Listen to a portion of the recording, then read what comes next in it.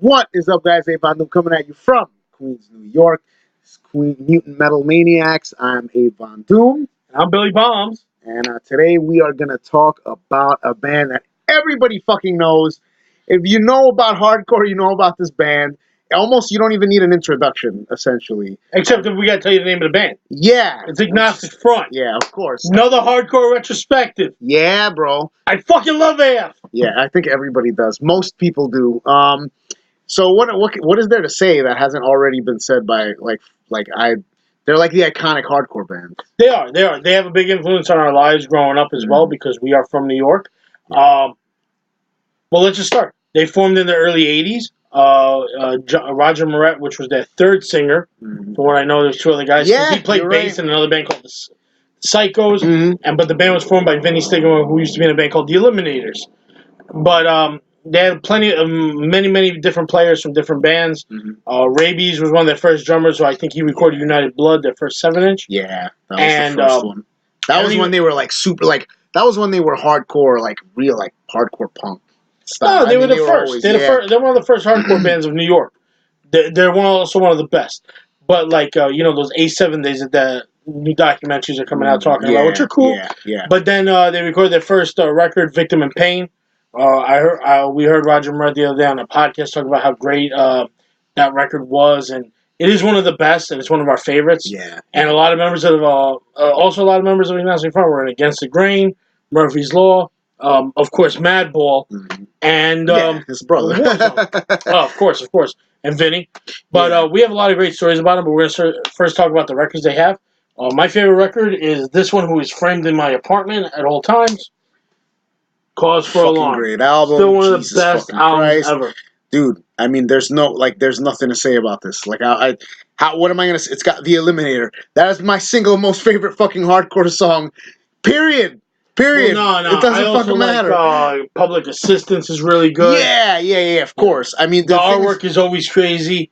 I love it, man. You can buy this record, even if it's a reprint. Just frame it, put it up. The artwork is dope. The Eliminator, Your Mistake, Out for Blood, Toxic Shock, Bomber Z, Public Assistant. It's like, how awesome is like that fucking that's ridiculous, bro.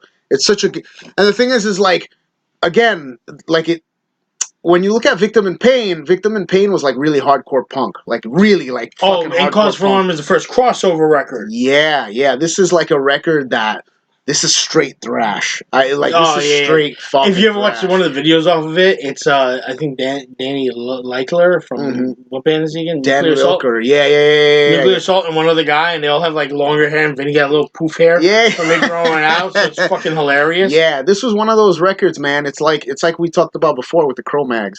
Like it's iconic. The sound, the style. This is the record that this guy wrote a lot of the Peter Steele wrote a lot of it. Yeah. It turns out that the guy from Carnivore, the drummer, played on it, which I didn't know. Yeah. I learned it from the documentary. We also learned who came up with the New York hardcore logo, NYHC. Yeah. Which is the only thing I ever learned from that documentary. But yeah. But then they have other albums that are really good. There's Liberty and Justice 4, One Voice that Roger wrote while he was in prison. Yes. Which I found sick. And then there's Last Warning, which is like a live recording, and then at the end is United Blood, the EP on it. I have the vinyl somewhere in my house, and I'm really upset that I can't fucking find it. Yeah. But that record is so fucking good. I had it on cassette tape as a kid. Like when I was like 15, I used to play that shit out.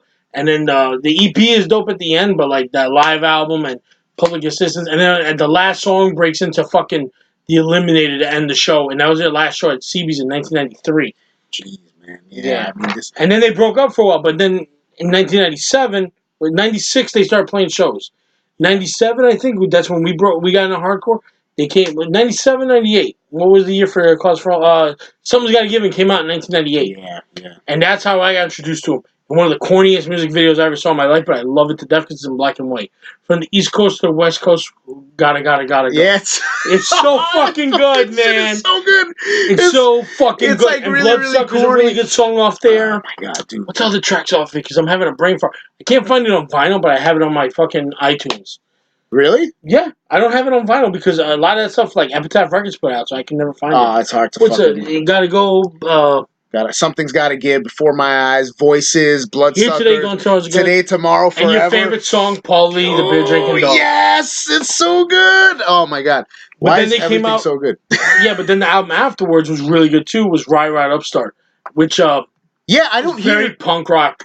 Like they went like with that was like, you want to riot, you want to fight. New York City is ours tonight. Stop, because then we're gonna start a sing along, and then it's gonna be really awkward in front of the forget it. Mantra breakthrough in here. I know. See them running with bullets in their hands. You know the song just because it's so catchy and so good, but there's so much when fun. you get into hardcore, this is like one of the first, if not the first, experiences to hardcore that you will ever get. It's because you'll see it everywhere. And then the legendary cassette tape I always told you guys about that I got from Adam, who in another video we're going to talk about his band because the singer passed away recently. Yeah. So God rest his soul, rest in power. Angel Sicky, the kid. I love you, dude, and sorry you're going. Like we really miss you, man. But we're gonna do another episode just for him and everybody else. But Adam gave me a legendary tape with all these hardcore bands, and Agnostic Front's The Eliminator was actually. Was it just opening. Like a mixtape? It's a mixtape. Yeah, it's a mixtape. The Blood classic Blood, old school hip hop hardcore. 100 Demons. What's that band that's like whitewash? Like No Innocent Victim. God, Sub-Zero, dude. There's a fucking video coming. I swear to God, we're gonna make a video of all those fucking good '90s fucking hardcore bands. Yeah, we're gonna do nobody talks about. Nobody fucking talks that about early '90s hardcore, like because we're like big on Indecision and Inhuman and all those bands Inhuman, too. Fucking Ensign. But let's get back to Agnostic Front. So good. We each have a great story, but mine came a little bit earlier than Abe, so I'm gonna tell it. I was in a movie with Agnostic Front and Murphy's Law called Creme Master 3. And where we were punks and skinheads. The funny part is each band played like 3 seconds of their song or 5 seconds of a song. Like you'd hear California Pipeline from Murphy's Law, but then you'd hear the beginning of the Eliminator and then Public Assistance. It was like a weird thing where this guy dressed up like a flamingo. It's an art house movie. It's an art house film. Yeah, it's an art house. Like if you want to see the whole film, to get all 5 of them is $100,000 DVD set. Yeah, that's not even. I only have a clip video that they sold to like art video stores. It was a DVD that you were able to get like at Best Buy because I would always see it, like Best Buy at Tower. Oh yeah, but it's not a DVD. It's nothing. It's not the movie.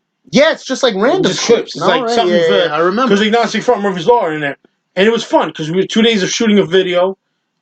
We fell on top of the guy a bunch of times dressed as a flamingo. He had his teeth knocked out by a woman with glass legs.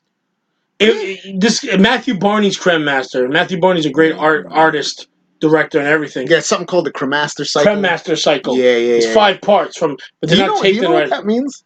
No. You know what? You don't want to know what the Cremaster is? No. The Cremaster muscle is the muscle that makes you flex your cock. That makes sense. It's something like that. It has something to do with. But the funny part about the video is that Murphy's Law was all the punk rockers, and then all the skinheads were on the Agnostic Front side. So it was really funny. I remember the Agnostic Front side was great, but the skinheads were chumps. I specifically remember watching that and being like, "This is fucking weird," because they were playing and nothing was coming out of the instruments. I don't remember. They kept recording it. We were there for 2 days recording it. So one day we're live music, and one day where music's playing over, where we had to start doing the chant from.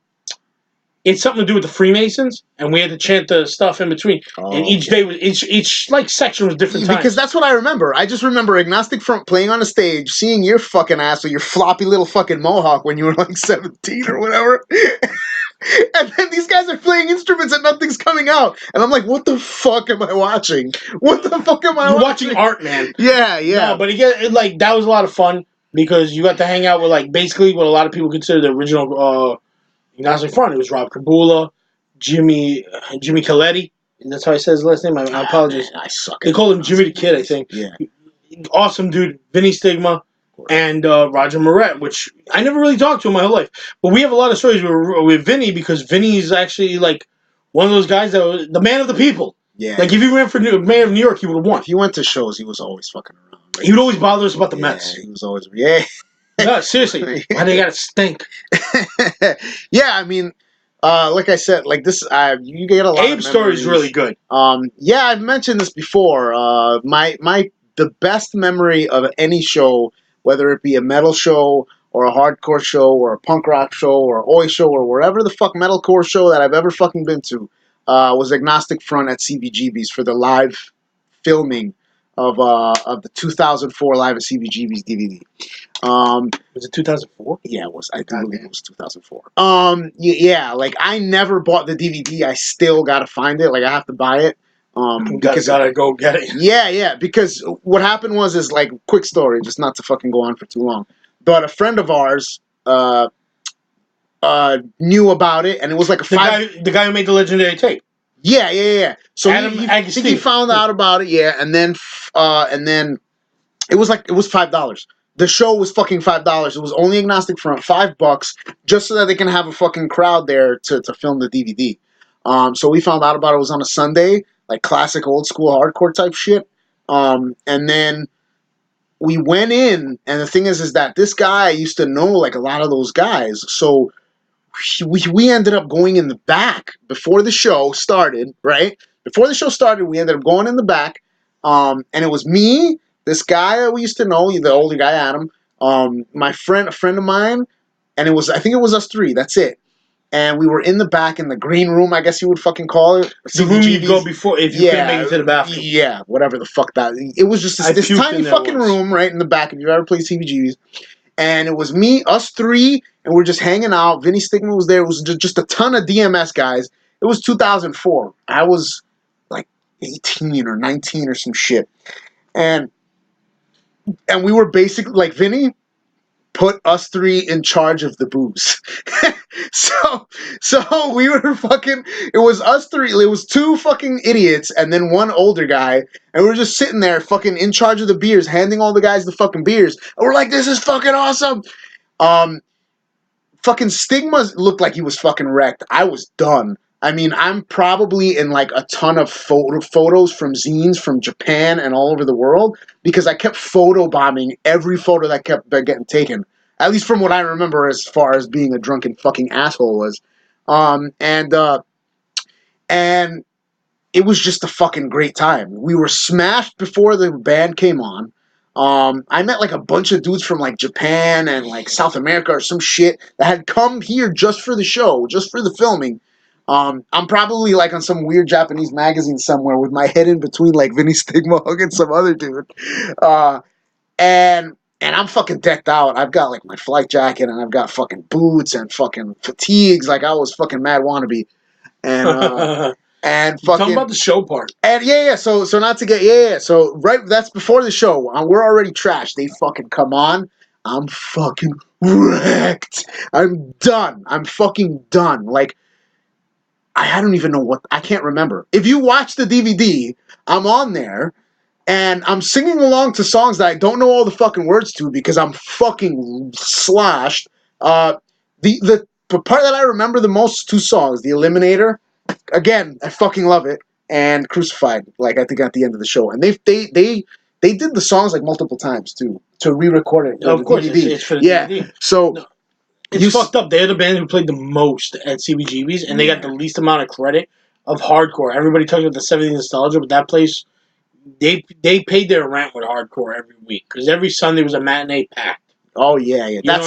I don't give a shit. I know that I didn't get to fucking experience any of that shit, man. No, me neither. Because I was like a little. That was beyond our time. You gotta remember, me and you met in the 5th grade. Yeah. So it's like we're the same age. Yeah. But yeah, that was an awesome experience. CBs didn't recognize them as much as they should have. Yeah, that's true. I mean, well, they have a shit ton of recognition now. Everybody fucking knows Agnostic Front. No, every band. I'm talking about CB should have recognized them at the end. Oh, yeah. Because CBs and them is like, when you talk CBGBs, the only band that, when you say hardcore, would be Agnostic Front. Yeah. It's like when you talk about Continental, a great place, Murphy's Law was legendary there. Oh, legendary. Yeah. Fucking Wetlands was like odd beatdown shows, or bands from Jersey would always play, or 25 to Life, which everybody hates that guy. But. Yeah, apparently. Like every venue had a band that was like, from playing so many great shows there, was amazing. Yeah. Conan, High, I was like all these like up and coming bands. Yeah. That was my first show. But you get what I mean? Like CB's was Agnostic Front's home. Yeah. I'm sure A7 was where they started, but CBG kind of like was the where Ramones too. I think it was. No, it is, but but they only focus on the 70s. Yeah. You need to focus on the 80s and 90s, man. It was Agnostic Front. Yeah, not many people focus on. I like people. It feels like in a lot of ways. at least like from when I see like documentaries, it feels like the '90s never existed. Yeah, and we're gonna which hit is that very up. odd. I So always stay tuned to all our future shutdown eventually videos. We're gonna Indecision. Oh my god, bro. We're gonna do one 5 of each minute band. major, bro. Oh, I love 5 minute major, bro. Yeah. 1 second thought. Sworn enemy. Dude, even we'll the bands that nobody later. fucking knows, like Dysphoria, like random shit that I used to get from Generation Records that I used to just Generation pick it up. awesome. Everybody gets hurt. But listen, we're anyways, we digress. Hold on. Yeah. So now, anyways, but like, so that show was fucking cool, right? Everybody's fucking awesome. It was the reason that show was so cool was that it epitomized everything that hardcore like was. Like when I was a kid, like everybody's together. We're hanging out with old ass fucking DMS dude. There's some guy. Oh man, I wish I could remember his name. I was so drunk. It was like Danny the Wop or something like that. Super fucking cool, dude. Yeah, those guys are my cool. You grew up in New York. You grew up with all of them. Like everybody's. It's cool because everybody's like a crazy fucking character, and it was really really fun. Like if I would have known those guys like later on and known who they were like later on like hang out with them, it would have been awesome. Yeah, but it was like one time I was a fucking kid. I didn't know shit. And so like I don't know, the Agnostic Front's influence is very apparent, especially on us. Well, yeah, obviously. But like even like every fucking band, I think every thrash metal band I think of, most bands probably were like, this fucking band is amazing. You hear it, hear the influence of even Roger Moret's vocals and other bands. So like everybody knows how Roger Moret they got a lot of shit for some of the vocals and like some later records, but you'll know Roger's. Yeah, but it's like that's how it was like that whole late '90s was like that, like everything, you know what I mean? Dude, like look at perfect example, 25 to Life. Scooby-Doo hardcore. How like he sounds like Scooby-Doo. He took fucking he took fucking Agnostic. He took Roger Moret's style and then fucking warped it up to like 1,000 to the point where you're like, what the fuck is this guy saying? I still have a 25 to Life raincoat. Yeah, I mean, do you really have one of those? I had one. It's probably somewhere in my mom's house. I used to have those all the time. I think I had a sick of it all one. No, you had a windbreakers. Yeah. No, windbreakers are fine. I'm talking about a fucking raincoat, like yellow. Oh, like, shit. Like really? It's gonna kill us. Fucking like hell. Pennywise is coming to get us. Yeah. I mean, 25 to like that. They fucking took it like fucking over extreme. A lot of people might not notice it, but like if you listen to if you listen to hardcore, you listen to all those bands. Yeah, so if you listen to Hatebreed's first record, "Satisfaction Is the Death of Desire," the best thing that they ever produced. They never got it better than that.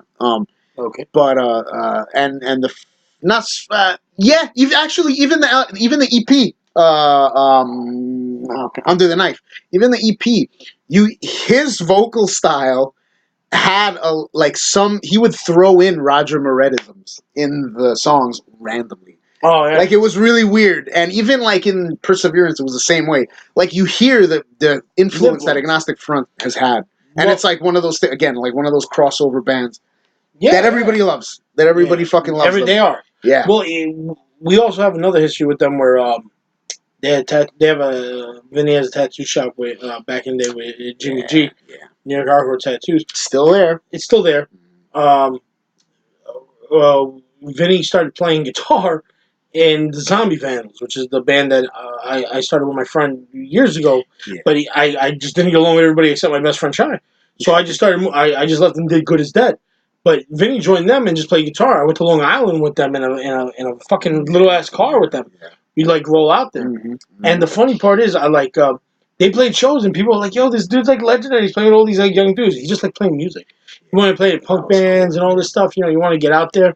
I think he was in a shit ton of bands just playing, man. Yeah, just really for fun. Awesome. Just for fun. Yeah. He would help every band record. He would help everything. Get you finance, get you money together, all that shit. You know, mind you, it's coming out of his pocket. Yeah. You know, I mean, I've only run into him like a handful of times. Yeah, but it's always been fun. But I almost died with Vinny once in the Brooklyn Navy Yard. We were hanging out with our boy Rob, who broke into squats, and he was like, "Yo, you want to come?" The Zombie Vandals were supposed to play. I was there just hanging out, you know, like. And then what happened? I'm talking to Vinny, talking about the fucking Mets, and the fucking floor starts giving in on us. But here's the thing: it wasn't that we were like high up. We were right over the East River because this is Brooklyn Navy Yard in Williamsburg, Domino Sugar Factory down. Okay. This is 2003 or something like that. So this is like 14 years ago. So what do we do when the floor gave in? We grab each other. Instead of just running, we're like, "Oh God," you know. Who is that supposed to be, Vinny? That was me. But here's the thing: I just didn't want to die at that moment because they would say like local hardcore legend and village idiot died in the river. I'd be the village idiot, like nobody. I'd be fucking nobody. Like local legend and then me. Yeah. And maybe they wouldn't even put my name in there. Like local legend dies +1. Yeah, I mean, like I said, like the guy was just always fucking really cool with us. When I would randomly run into him, he would just be always really nice. Those other guys were friendly too, but we knew them. They were like Vinny was like Murphy's Law is definitely like one of those bands that we know everybody. Yeah, it's from years of going to their shows and you get to know them and you like grow up with them. Mm-hmm. Yeah. I mean, when you guys were fucking hanging out and doing all like the Zombie Vandal stuff, I was out doing whatever the fuck. I was not hanging out with you guys. I didn't enjoy those times as much as I should have, but at the same time, I just didn't make times like that. Yeah. But you know what? Make the most of your life. Yeah, man. Make the most of it, whatever it is. You never know. Maybe something will happen one day where we gotta like talk about the worst of life. It's not. I mean, you know what I mean, we just lost a friend. He just passed away a couple of weeks ago, and you know, you don't know how life is, man. You don't know what's gonna happen. But we're gonna do one episode of just the legendary songs of that cassette tape. You still have it? I remember it. That's why I still remember it because I listened to it first. Remember, man. I don't even remember what my first. I don't remember. I got it from Adam. The closest thing to hardcore I ever got. The first thing I ever got was Hatebreed, the first record. That's it. '97. That's it. That's the first thing, and then I don't know how. I probably had him. Yeah, it's probably it. The guy introduced everything. We're gonna give him a call for the first time in years. Yeah. Because we had something about just life. You know? Yeah. Because back then I was a shitty nu metal kid, and then I got into hardcore. Because I was like, wait, man, fuck this shit. I hate all this bullshit. Like, it was too expensive buying those fucking shitty UFO pants. And I was like, dude, I'm in fucking high school. Fuck this shit. These guys are fucking dressing in like fucking jerseys and fucking jeans. Yeah, I can fucking afford this. Fuck this bullshit. And away went the fucking illigs with the fucking tentacles. Like, I was fucking done with that shit. Let's get back on focus and let's end up this video. It's getting longer than we thought. Yeah, absolutely. He's Abe Von Doom. He's Billy Bombs. We're Mutant Metal Maniacs, and we're just talking about Agnostic Front. Thank you. See you on the next episode. Take a listen to all those fucking records if you haven't yet. Yeah. Last Warning is the greatest live album ever. Then Live in CBGB's is just as good. Dude, so good. Yeah, Live in CBGB's 2004 is especially good because there's this drunken idiot that's just fucking singing along. And there's a fat dude next to him that everybody thinks is me. Is you, yeah. I tell him Bizarro Billy. Bizarro Bill. His name is Will. Oh, my God. Anyways, so this is Mutant Metal Maniacs.